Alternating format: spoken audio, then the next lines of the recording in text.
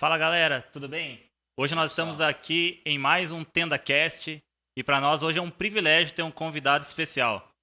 Nós estamos recebendo hoje o deputado estadual Alex de Madureira. É um prazer receber o senhor.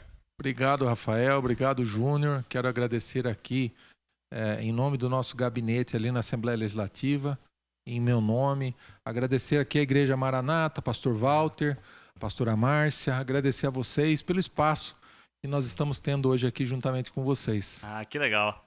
E assim, a gente quer deixar o senhor bem livre para comentar. A gente queria um pouco que você contasse para nós como foi a sua conversão.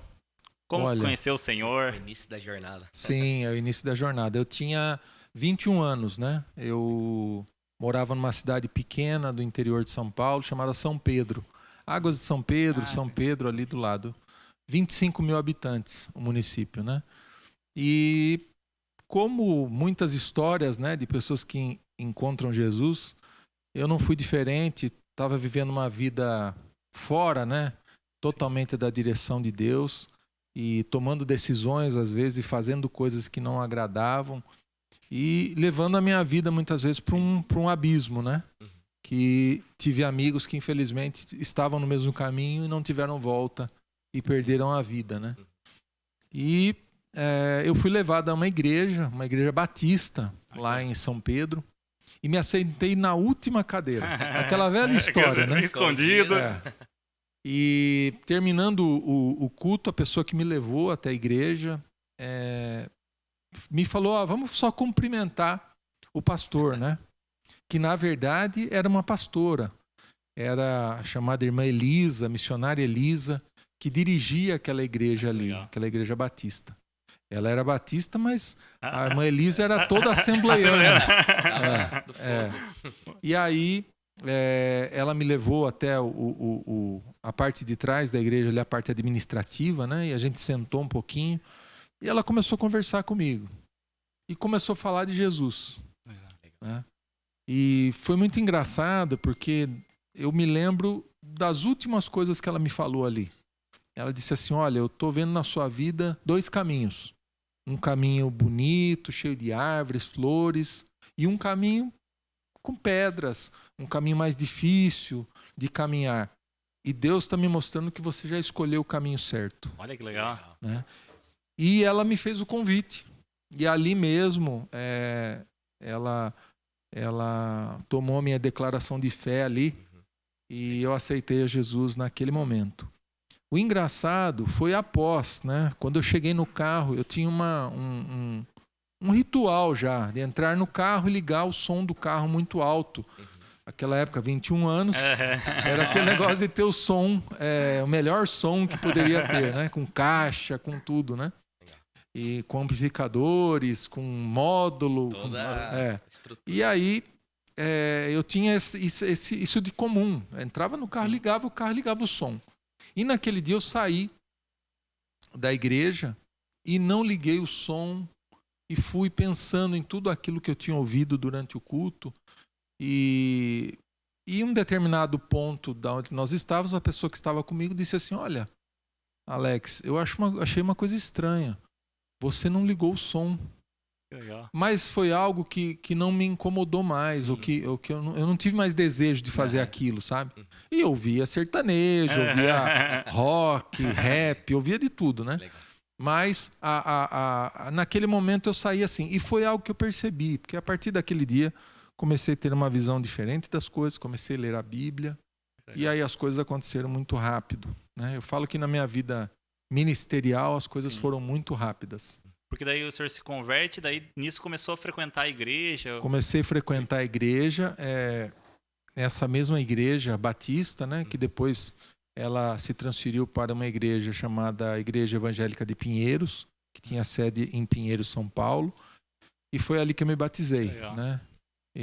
Mas sempre com uma influência da Assembleia, porque e os meus amigos que eu fui fazendo durante o início da minha conversão, muitos eram da Assembleia. Inclusive, eu tinha desejo, já comecei com um desejo forte de querer fazer teologia, de entender mais da Bíblia, de conhecer mais o Senhor. Fome, né? E aí eu fui fazer um curso de teologia que tinha na Assembleia de Deus, lá em São Pedro. Legal.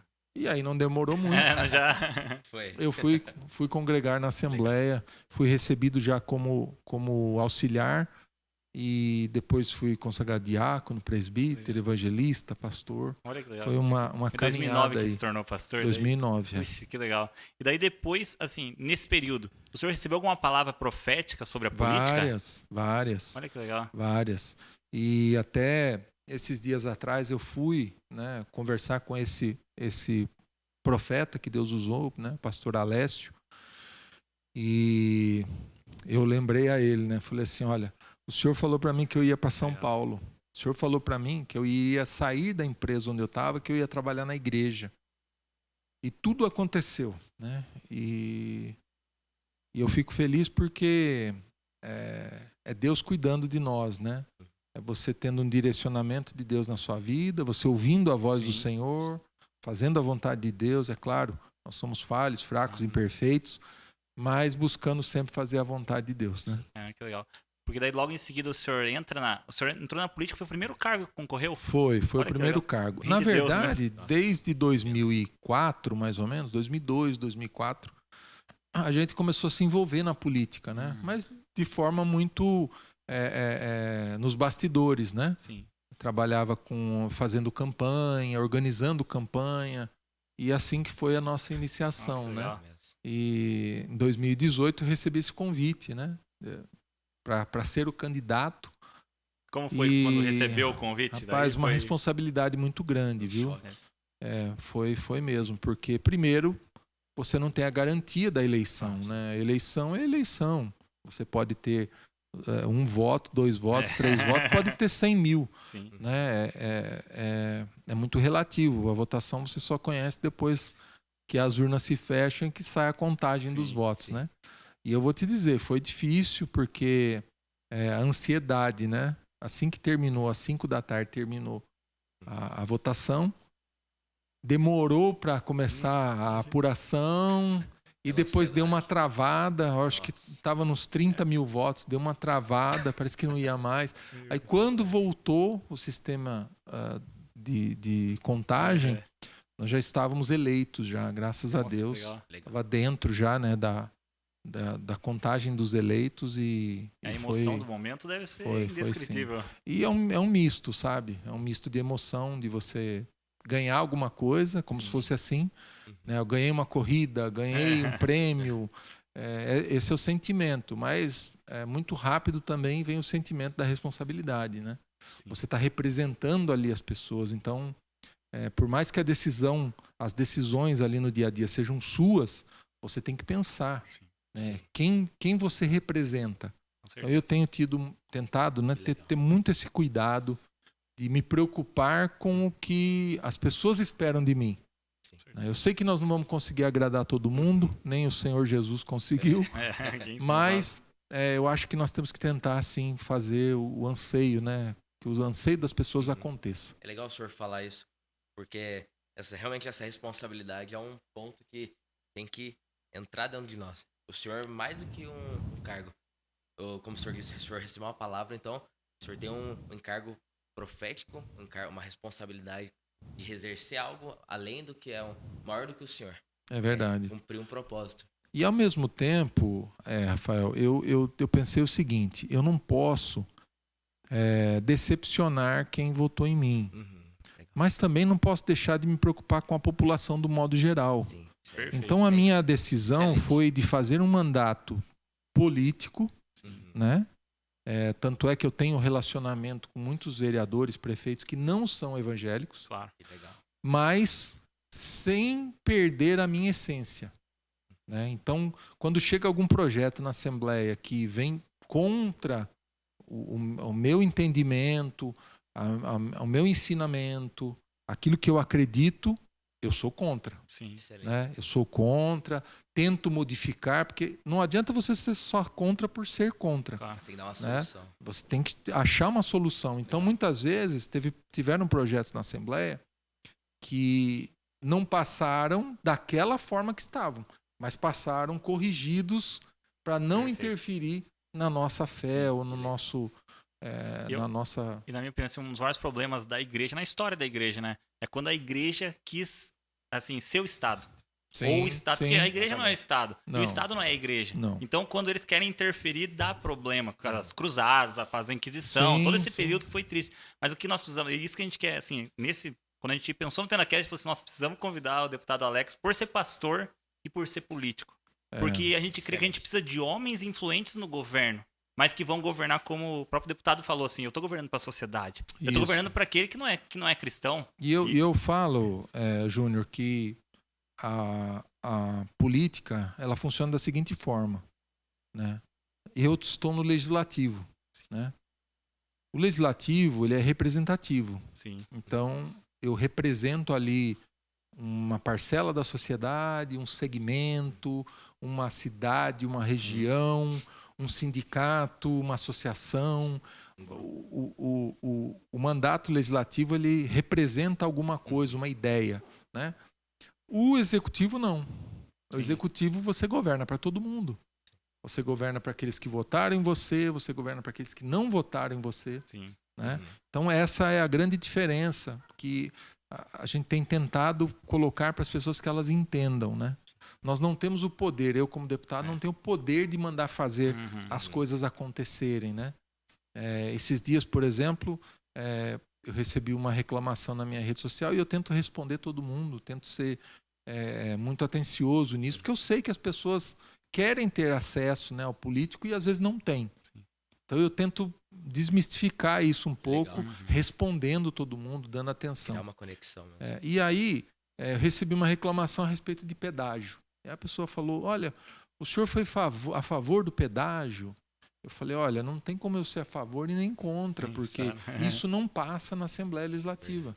Não, uma concessão de rodovia é determinação do Executivo. Então, nós não temos poder sobre isso, né? Eu posso me indignar, eu posso me manifestar, eu posso reclamar, posso até fazer moção de repúdio, posso fazer tudo isso, mas eu não tenho poder para dizer, ó, não vai acontecer ou vai acontecer, né? Então é isso que as pessoas têm que entender, que a política tem essa divisão, né? Sim. E eu que represento não só as pessoas que votaram em mim, mas também a população do Estado e principalmente o nosso povo cristão, né? A gente tem várias responsabilidades e uma delas muitas vezes não é apresentar leis. Que lei que você apresentou a favor da igreja? Apresentei várias. Leis que se apresentou a favor da população? Várias, né? Mas a nossa atuação maior, Júnior e Rafael, é quando alguém apresenta alguma lei que vem contra a igreja. E aí a nossa atuação se torna importante, porque nós estamos representando uma parcela da sociedade grande, que hoje no estado de São Paulo é quase 40% da população é evangélica. Só que como eu falei de representatividade, nós não temos isso de representantes, nem na Câmara Municipal, e nem na Assembleia Legislativa, e nem na Câmara Federal, e nem no Senado. Nós não temos 40% de evangélicos ou de cristãos lá dentro. Não tem. Então, eu acho que é isso que nós temos que pensar também. E o deputado acha que hoje nós não temos essa representatividade por causa daqueles que foram e deram um mau exemplo?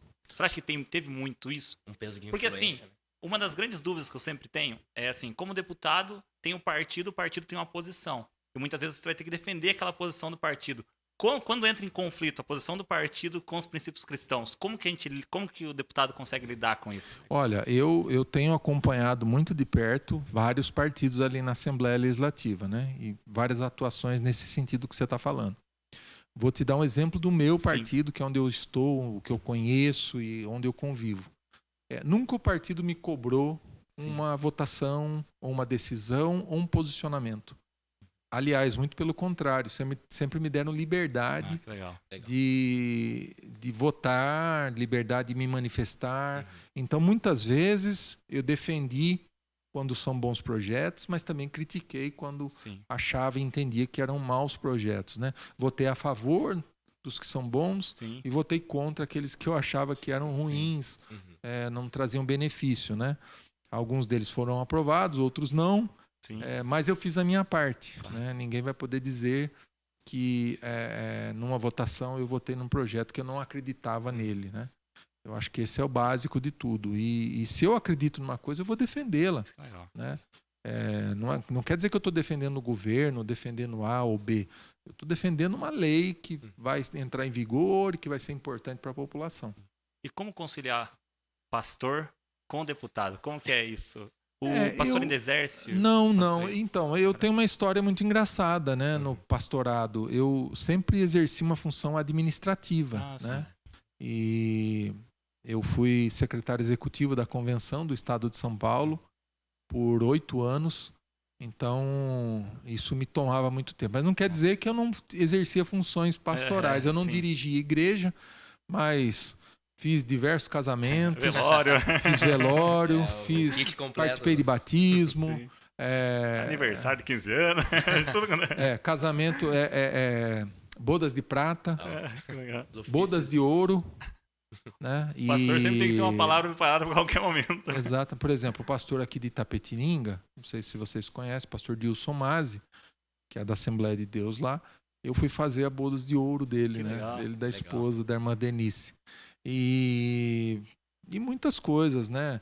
Velório principalmente, viu? Porque as pessoas têm certo receio, né? Eu acho, de participar de um velório. Eu vejo ao contrário, eu vejo uma grande oportunidade, né? Principalmente para aqueles familiares que não conhecem Jesus. É o momento que a gente tem de falar para eles, né? É o momento. Eles. Exatamente, né? A gente até perguntou pro pastor Walter, pastor da igreja aqui, o que é mais fácil fazer, velório ou casamento? Ele, de pronto, muito melhor velório. Porque, até pela questão ali, porque ali tá um campo preparado missionário. Exatamente. Até onde a gente fez uma capelania, um curso de capelania, para falar assim que o quanto no pessoal de sofrimento é onde as pessoas estão esperando a gente. E eu acredito que como político também, vocês devem encontrar muitas situações de sofrimento da população. Sim. Tem alguma história muito legal assim sobre isso? Olha, eu tenho uma história com relação à saúde, né? Nós tivemos um contato de uma família com uma criança recém-nascida de 5 dias de nascido, né? E ela tinha um problema, uma má formação congênita no coração, né? E a família me procurou porque queria uma vaga para a criança para fazer essa cirurgia que ela precisava. Só tinham 2 lugares que faziam em São Paulo.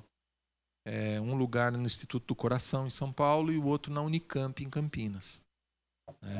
E nós começamos ali uma batalha porque não é uma coisa tão simples assim, né? E conseguimos a vaga para a criança, né? E aí eu liguei para a família e fui me encontrar com eles no hospital, e aflitos, né? O pai e a mãe ali. O pai não tinha condições, né? A mãe que ainda conversava com a gente junto com a tia. E ali foi uma situação muito difícil. E aí o que acontece? Eles não eram cristãos, né? Não eram evangélicos. E eu tentei trazer uma palavra para eles de conforto, de consolo e de esperança, né, para o filho. E infelizmente a criança não tinha condições de ser transferida, né? Os parâmetros dela caíram muito. Então o médico, que era o responsável pela unidade intensiva ali, pela UTI, disse assim: olha, eu preciso que ele melhore um pouquinho. Assim que ele melhorar um pouquinho, a gente consegue transferir ele. E a mãe não entendia isso. Mas como? Você conseguiu a vaga, é só transferir. Aí explicava para ela: olha, se transferi-lo, ele corre risco. E o médico é responsável. Então o médico não vai assinar a transferência dele se ele não tiver condições, né? E eles têm ali uma escala de parâmetros que tem que ser atendidos para poder transferir. Bom, resumindo, depois de 3 dias a criança veio a falecer, né? E aí entrou o outro lado, porque o lado da política havia acabado ali, a situação terminou. Nós, infelizmente, pelas condições de saúde da criança, não conseguiu fazer a transferência, mesmo com a vaga garantida. Mas ali começava um outro desafio para mim, como pastor, que era consolar aquela família, né? Então a gente entrou com uma palavra de consolo, de conforto, entendendo ali. Eles estavam revoltados, com vontade de processar o hospital. Sim. Né? E no fim de tudo, se desenhou ali uma paz, né? A própria mãe dizendo assim: olha, Deus fez o melhor. Se ele ficasse aqui, pode ser que que tivesse sequela, Sim. pode ser que não ficasse bem, que ficasse sofrendo. Então, para ele não sofrer, eu sei que Deus fez o melhor. Que benção. E aí Legal. veio aquela paz, né, em todo mundo, no pai, na mãe, na tia que estava ali. Consolo mesmo. E o consolo. Isso marcou a minha vida, Olha que sabe? legal. Legal. Eu falei, olha, eu posso não ser mais nada na vida com relação à política, mas são essas coisas que fortalecem a gente, mesmo não conseguindo ajudar da forma que a família pensava, né? Sim. Mas não faltou atenção para resolver o problema, não faltou cuidado e também não faltou palavra. Nossa, que legal. É como se fosse um campo. Assim, eu acredito que a política é um campo missionário também, né? Também. É um pouco Daniel na Babilônia? Um pouco não. É bastante. É bastante Daniel na Babilônia. E bem parecido mesmo até com os manjares, né? Aparece Porque, muito. infelizmente, todo mundo acha que todo mundo é igual. Eu acho que na política já mudou muita coisa, né? Eu que acompanho o meio político já há algum tempo, acho que as pessoas estão com medo, Sim. né, de fazer as coisas. É claro que tem aqueles, Sempre Que dá um jeito. né, Até por causa do Tribunal de Contas ser como mais nós temos rigoroso em todo hoje, lugar, né? Mas eu tenho visto essa mudança, né? Que bom. né, no comportamento dos Penso. políticos, uma preocupação maior em fazer mais com menos. Sim. E isso tem sido benéfico, eu acho, para a nossa sociedade no modo geral. E como foi agora a pandemia? Porque o deputado é vice-presidente da Comissão de Saúde, né? Como que foi na pandemia? Um desafio, assim? Foi porque tudo que nós tínhamos programado de 2019 para 2020 não aconteceu, né? Eu, por exemplo, além da Comissão de Saúde, eu sou membro da Comissão de Finanças. E em 2019 eu fui relator do Orçamento do Estado. O orçamento que nós iríamos executar em 2020, né? Então, nós pegamos toda a previsão orçamentária do ano anterior, a previsão para o ano seguinte, tanto de entrada como das despesas. Isso vai para a Assembleia Legislativa como um projeto desse tamanho. E aí você tem que analisar, receber emendas, ver o que vai mudar no orçamento. E depois aprovar na Comissão de Finanças e aprovar no plenário. Só assim o governo pode executar o orçamento no ano seguinte. Bom, nós entramos com essa previsão orçamentária para 2020 e já no início do ano, fevereiro, março, teve que contingenciar todo o orçamento do Estado porque houve o lockdown, né? Praticamente um lockdown, né? Sim. Teve que se fechar praticamente tudo. O comércio, a arrecadação caiu e deixaram todo o dinheiro que poderia ser gasto com investimentos ou com outras coisas para serem gastos na saúde, né? E isso só foi permitido porque nós estávamos em calamidade pública, né? Então permitiu que o Estado, os municípios tivessem uma flexibilidade maior, principalmente com o Tribunal de Contas. Alguns municípios vão ter problema agora. Abusaram um pouco. Abusaram um pouco, né? Alguns abusaram muito. E assim, o deputado acredita que a pandemia agora realmente vai ter encerrado ou o governo ainda é temeroso? Eu acho com relação ao avanço da vacinação, eu acho que está trazendo uma segurança maior, né? Sim. Tá todo mundo até 18 anos, pelo menos tem cidades vacinando aí 14, 15 anos. Então, eu acho que está trazendo uma segurança maior. Acho que algumas práticas nós vamos ter que manter, né? A máscara acho que vai ficar um pouquinho ainda. A questão de o álcool gel, você usar uma luva no restaurante. Aliás, eu acho que a luva no restaurante não devia mudar. Eu acho que é uma questão de higiene, uma coisa boa que deveria ficar. A própria higienização, na verdade, é algo que é um costume que deveria ter sido praticado antes. E quais são os maiores desafios como um deputado hoje? Os desafios são atender o anseio da população, né? A população é muito desacreditada no meio político, né? Eu era assim também. Eu quando não estava exercendo o mandato, a gente tinha dificuldade muitas vezes em acreditar, porque não víamos as coisas acontecer, né? Então por isso que eu tomo até um cuidado muito grande em não prometer nada, porque se você promete alguma coisa para alguém, você tem a obrigação de cumprir. Né? E como que eu vou prometer alguma coisa que não depende só de mim? né? Quando depende de terceiros, ou depende de quartos e quintos, Mais cauteloso. você tem que ser cauteloso nisso, né? Eu tomo muito esse cuidado. Quanto é difícil aprovar um projeto de lei, né? Exatamente. Eu tenho tive sorte. Eu tenho 3 projetos de lei aprovados. Fui o deputado que aprovou mais projetos. E agora eu tive que segurar um pouco porque eu fiquei como coordenador dos projetos dos deputados. Então nós temos uma coordenadoria dentro da Assembleia. Eu recebo todos os projetos dos deputados e cada um elege 1 ou 2 prioridades. Sim. Aí eu faço uma planilha, mando para as lideranças dos partidos para eles se manifestarem em cima de cada projeto, de cada deputado. Aí eu tenho que ver quais têm maior óbice, quais não têm, para poder montar a pauta para ir para a votação. Então essa é a minha função hoje. Coloca na pauta. Que legal. Eu trabalho junto com o líder do governo, né, e o presidente da Assembleia para nós montarmos a pauta. Uma vez por semana eu tenho que fazer isso. Bastante trabalho. Então. Deputado, o senhor disse que realmente precisa de uma cautela em relação a promessas, assim. Mas o senhor não só como deputado, mas como Alex, pessoa, que projetos, que sonhos que o senhor tem, que o senhor tenha anseios, que o senhor tem desejo de dar certo, assim? Algum projeto no coração do senhor que ainda não foi concluído? Que é uma necessidade hoje no Estado. Olha, eu tenho, acho que mais ou menos 3 projetos que eu acho que seriam importantíssimos da gente conseguir aprovar. Um deles nós aprovamos, que seria o 4º, foi com relação aos pedágios, né? A obrigatoriedade de se receber com cartão de crédito ou débito. Facilitaria muito. Isso é excelente.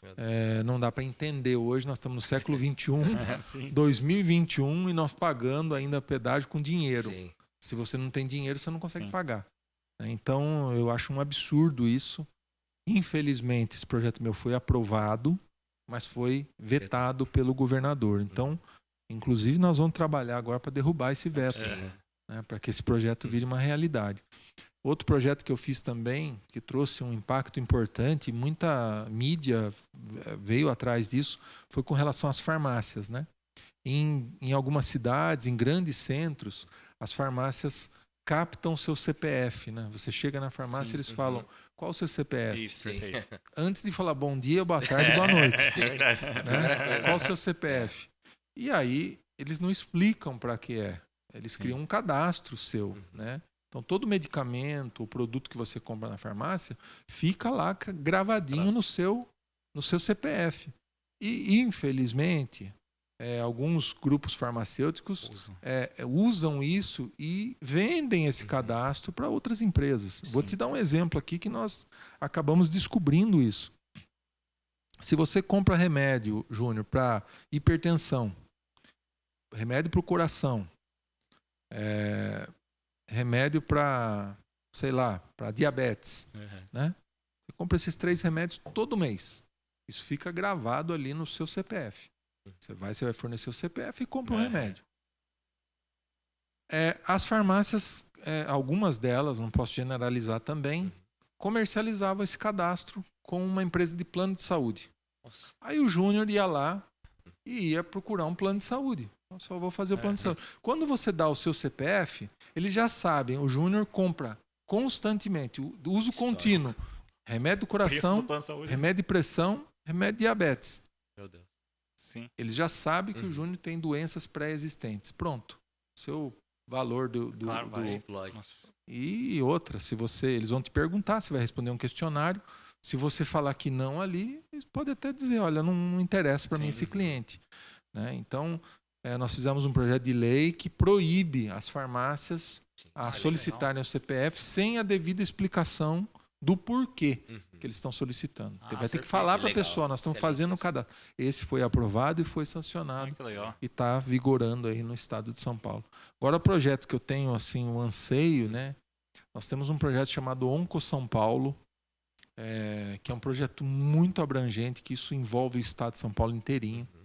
São 15 instituições que tratam de câncer no estado, de que nós possamos criar, esse Onco São Paulo criaria uma rúbrica no orçamento do estado, com recurso para tratamento de câncer. Legal. Que legal. Né? Garantiria o tratamento Sim. de câncer Excelente em todas essas, hoje 15, mas tem algumas outras entidades querendo participar também Nossa, que interessante. do Onco São Paulo.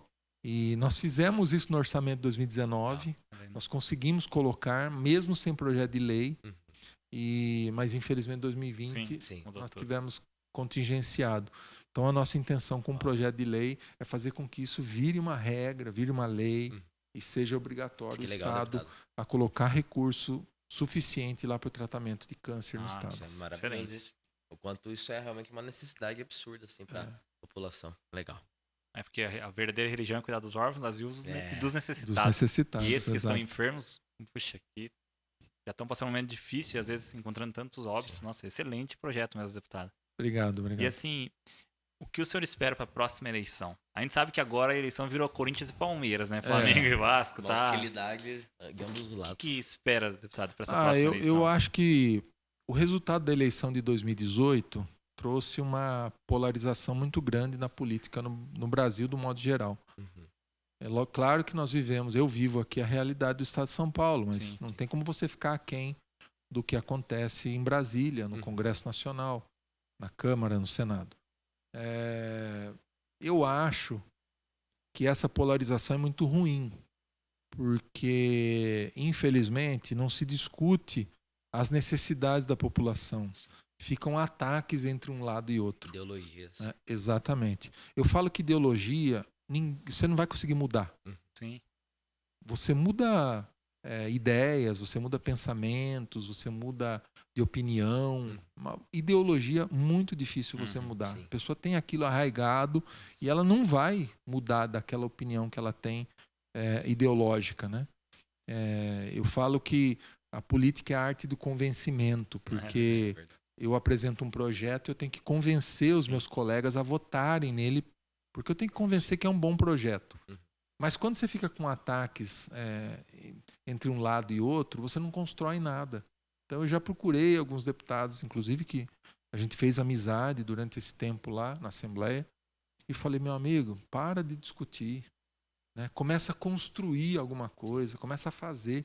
Até peguei a rede social dele e falei, olha só a rede social. Só atacando um, atacando o outro, atacando o outro. Falei, cadê as visitas aqui suas aos municípios? Cadê o atendimento aos vereadores, prefeitos? Cadê o atendimento à população, às entidades? O que você está fazendo? Você só está brigando. Sim. Entendeu? Eu falei, a eleição já acabou. E esse é um sentimento que a gente ficou pós a eleição de 2018. Que a eleição não tinha acabado. Verdade. Né? Ficou ainda aquele cenário de briga, de posicionamento, e eu acho que isso é muito ruim. Eu espero que para o ano que vem, nós temos eleições estaduais, né? Nós temos eleição dos deputados estaduais, governadores, senadores, deputados federais, presidente da República. A gente espera que haja essa mudança, que as pessoas entendam que nós temos que construir alguma coisa, temos que fazer alguma coisa, não ficar criticando o outro. Né? Eu acho que a população está percebendo isso, sabe? A gente espera, né? É claro, não adianta você falar de posicionamento. Eu acho que tem algumas posições, como a defesa da família, defesa dos valores. Isso nós não vamos abrir mão. Inquestionáveis. Né? Para nós são inquestionáveis. Então isso nós não vamos abrir mão. Claro. E grande parcela da população pensa assim, que o Brasil é um país ainda conservador. Então eu acho que nós temos que entender isso. Agora não é hora mais de brigar, agora é hora de construir.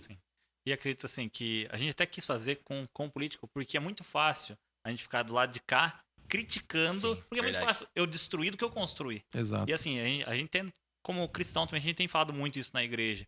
É muito fácil eu sentar no banco e eu falar, a igreja está fazendo isso, mas está na hora da gente levantar e vamos começar a contribuir com a sociedade. Vamos fazer a nossa parcela. A construir, né? A construir uma realidade algo. Que a gente acredita. E isso eu acho uma posição assim E espetacular. olha que eu falo para você uma coisa, eu já defendi projetos do governo e já fiz oposição a algumas coisas. A oposição é muito mais fácil. Muito mais fácil, completamente mais fácil.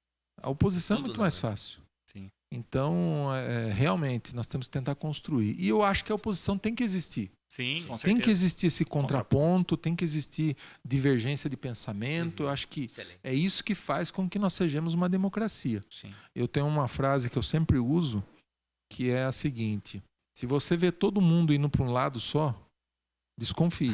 Tem coisa errada aí. Né? Então, o ser humano tem muito isso, né? As pessoas desconfiam, as pessoas pensam, as pessoas questionam. Acho que é importante isso. Outra coisa também com relação a manifestações, né? Eu sou totalmente favorável a qualquer tipo de manifestação, desde que ela seja pacífica. Sim. Né? Até nessa manifestação do dia 7, o que vocês esperam, deputado? Olha, eu espero que seja bem pacífica, como a gente está dizendo, né? Que as pessoas que vão para a rua, e até esses dias eu estava fazendo uma audiência pública num outro município aqui de São Paulo, e uma das pessoas que estava conversando com a gente ali falou assim: não, porque o povo quer ir para a rua, o povo quer ir para a rua. Eu falei assim: senhora, peraí, a senhora está falando que o povo quer ir para a rua? Ela falou: sim, o povo quer ir para a rua, todo mundo quer ir para a rua. Eu falei: não, eu não quero. Eu falei: eu não quero ir para a rua.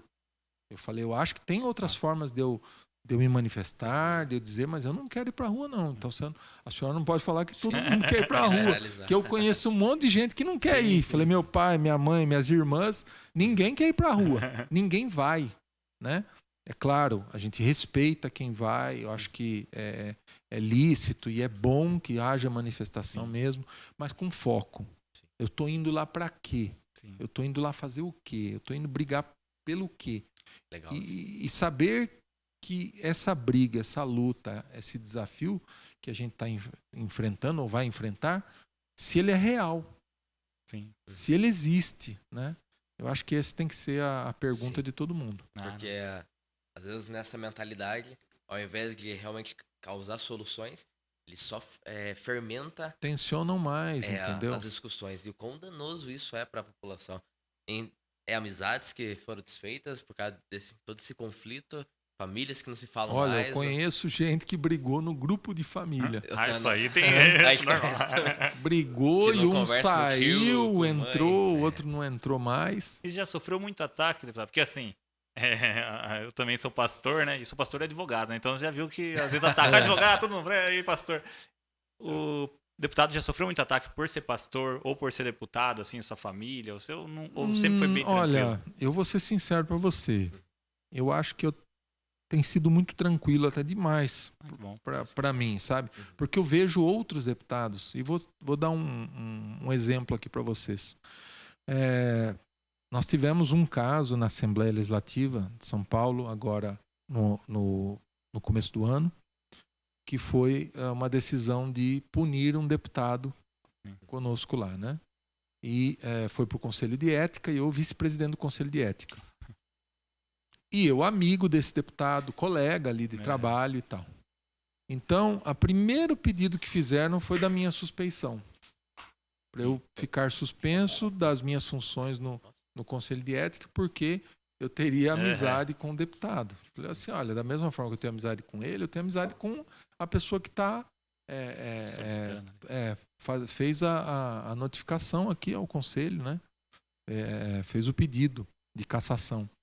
E ali começou um trabalho muito difícil de todos os membros do Conselho de Ética.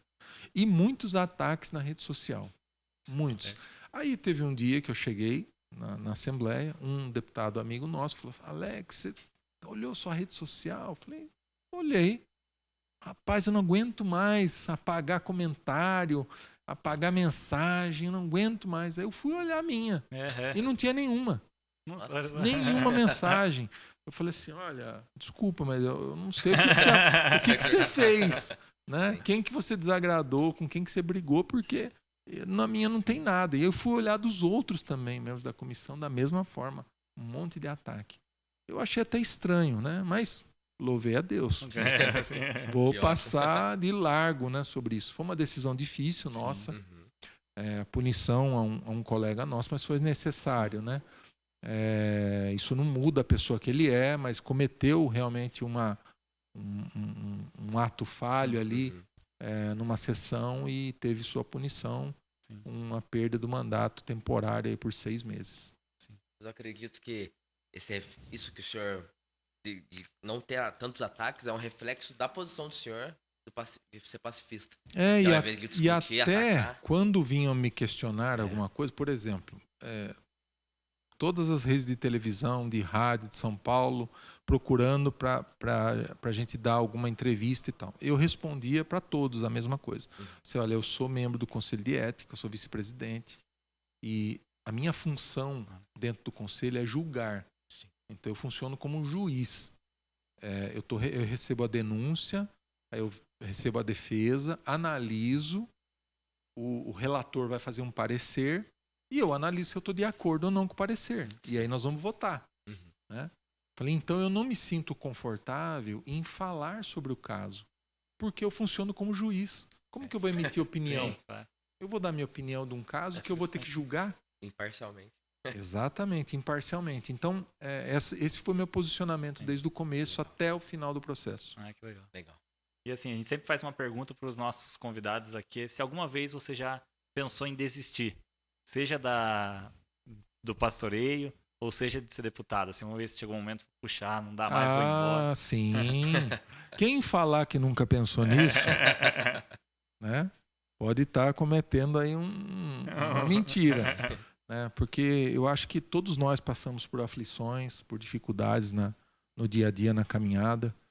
E da mesma forma que muito rápido eu tive qualquer tipo de pensamento assim, muito rápido também eu reverti, né?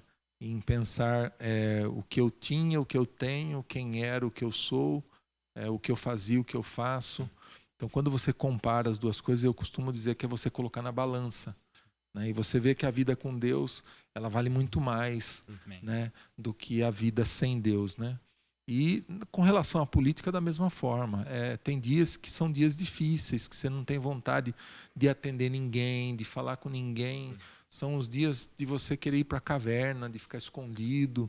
Mas você também muda muito rápido, porque você sabe que as pessoas querem falar com você, não para dizer bom dia, boa tarde, boa noite. Elas querem falar que estão com um problema, que precisam resolver um problema.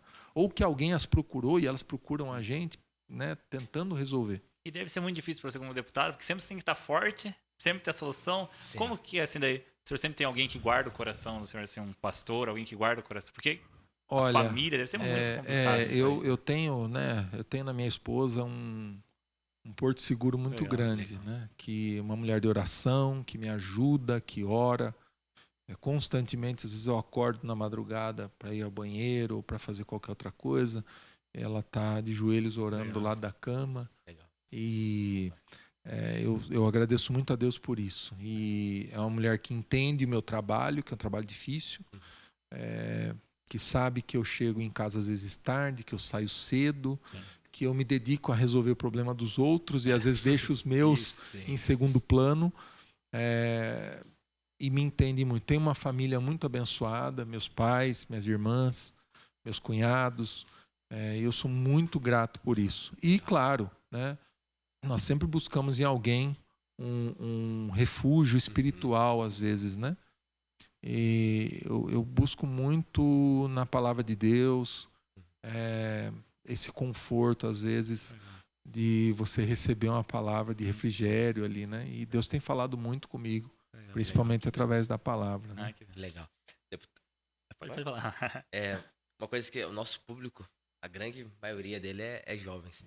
E como o senhor disse, realmente o senhor uma vez recebeu uma palavra profética e nós cremos muito, a gente tem essa mentalidade. Nós entendemos que o lado político é realmente um chamado. É um lugar que Deus estipulou pessoas específicas para cumprir um papel. Se fosse para o senhor dar alguns conselhos para jovens que ainda nem sabem que vão ser, mas Deus já tem colocado no coração deles isso, o senhor daria um conselho para eles se prepararem em como, de que maneira, pontos dentro deles que eles tinham que gerar? Olha, em primeiro lugar, o amor ao próximo, né? Sim. Que eu acho que é a base de tudo, é a base do cristianismo, é a base de todas as coisas. Mas não desistir do seu sonho, não dar tanto valor a palavras negativas, buscar mais o conforto nas palavras positivas, nas palavras de ânimo. Eu errei muito na minha vida já, tomei decisões que me tomaram tempo na vida, que eu poderia ter feito mais coisas, mas eu sei que tudo teve a mão de Deus, né? Tudo teve o direcionamento de Deus. Então, acho que basicamente é você deixar Deus agir na sua vida. Não atrapalhar o plano de Deus para a Esse sua é o maior vida. desafio nosso, não atrapalhar o que Deus está Não fazendo. colocar a mão no que- E como preparação, acho que estudar, Legal. se preparar, né? Fazer um curso de direito, fazer um curso de gestão pública. É tão importante isso para você entender o que você vai fazer. O cenário.